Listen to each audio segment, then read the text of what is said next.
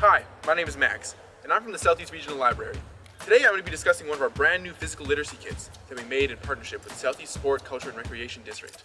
You may be familiar if you're a fan of the Harry Potter book and film series. It's known as Quidditch. Let's go! So, what is Quidditch? Quidditch is a contact sport that incorporates elements from rugby, dodgeball, flag football, and a bunch of other sports. There's 2 different teams, and on each team there's 7 players. Each of these players must play with a broom in between their legs, as if we were actual wizards and witches. But we can't fly, so it's the best we got. The first position I'll discuss is the chaser. There's 3 chasers on each team, and they wear a white wristband. Their objective is to get the quaffle through one of the opposing team's 3 hoops.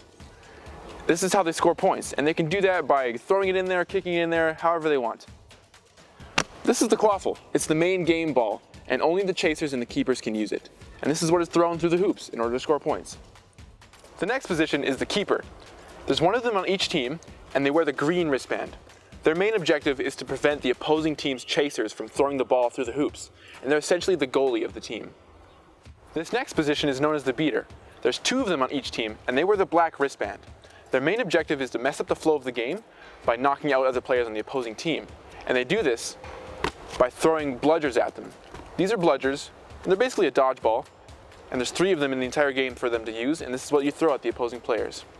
This last position is the seeker. There's 1 on each team, and they wear the yellow wristband.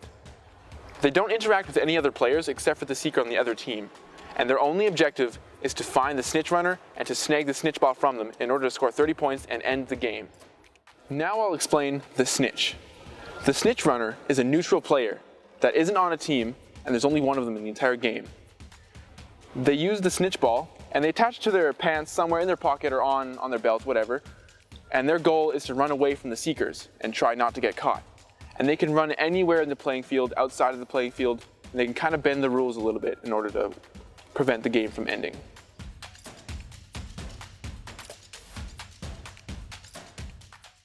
There are 6 hoops in total. 2 6-foot hoops, 2 4.5-foot hoops, and 2 3-foot hoops. The hoop should be set up so that the 6-foot hoop is in the center, and the 3-foot hoop is on the left, and the 4.5-foot hoop is on the right. Follow this layout for both sides of the playing area. For the 4.5-foot hoop, you should have 3 ABS pipes, 2 of which will be 2 feet in length, the third will be 6 inches. The spiked pipe will go into the ground, then the 6-inch pipe will be attached, and then the remaining 2-foot pipe on top of that. For the 6-foot hoop, you should have 3 ABS pipes, each 2 feet in length. 1 will be spiked, and 2 will have couplers, and 1 will be a plain pipe.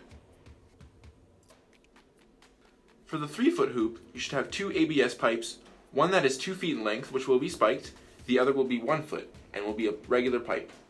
When putting the spiked pipe into the ground, you want to find a soft spot to make it easier. If you need to, you can pour water onto the dirt just to make it slightly softer. To start, use the mallet to hammer the spiked pipe into the ground, placing the wood over top to prevent damage to the mallet and the pipe. The pipe should be in the ground enough so that it can stand on its own, but it may not be fully secured. Put the dowel inside the pipe and hammer it into the ground. This is the piece that is most important in keeping the hoop in place, and so it should be 6 to 7 inches into the ground. Continue attaching the rest of the pieces of the pipe until you get to the final piece. Before attaching the final pipe, be sure to attach the hoop to that piece before attaching it to the pipe in the ground, especially for the 6-foot hoop. This will ensure that you don't move the grounded pipe around too much. For more information about gameplay and rules, please refer to the instructions included in this kit. Enjoy playing Quidditch!